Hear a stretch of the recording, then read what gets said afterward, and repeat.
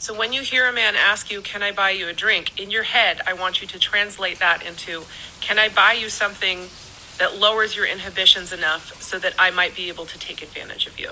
So I haven't had a drink in 19 years, except for I had one sip of champagne at our wedding. So I actually have a lot of insight into this topic, just based on my personal experience of being a big old slut and all of that being sober while doing so. Also, go watch that video and follow both these creators I'm tagging, because it's been a really great litmus test when dealing with men, because they can never buy me a drink because I don't drink. And what I find is that the men who are bothered by the fact that I'm like, oh, I don't drink, you can buy me a club soda, are alcoholics who, misery loves company. I can always tell an alcoholic because they're so upset that I don't want to drink with them. And also the other type is usually predatory men who are literally just wanting to buy me a drink, not as a gesture of, hey, can I get you something, or just let's share something, but literally to reduce your inhibitions in hopes that they can take advantage of you. It is such predatory behavior, and yet it was normalized. I mean, I'm a Gen X.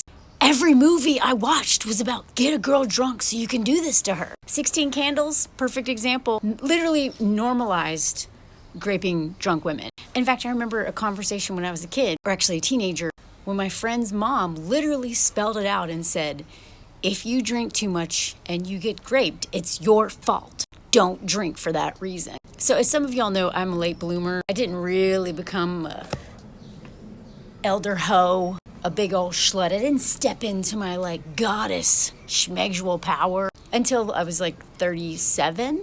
And during this 4 or 5 year period of time, I think I probably slept with 100 dudes. All of those times sober. Had a great time most of the time. Made decisions with a clear head, usually, unless my codependency, which is another kind of drug, kicked in. So I highly encourage women, if you're wanting to hook up, if you're wanting to, whatever, if you want to deal with cishet men, try to do so without drinking. It will reveal so much about them. Their reaction to you not drinking will show you a lot of red or green flags. I also definitely think this is a cultural thing, because here in France, it's so weird that I don't drink at all, because they don't have the binge drinking culture as much as the United States, because, they've been drinking for forever. Every time I go to my in-laws, my father-in-law offers me wine every single meal. We've been married for years.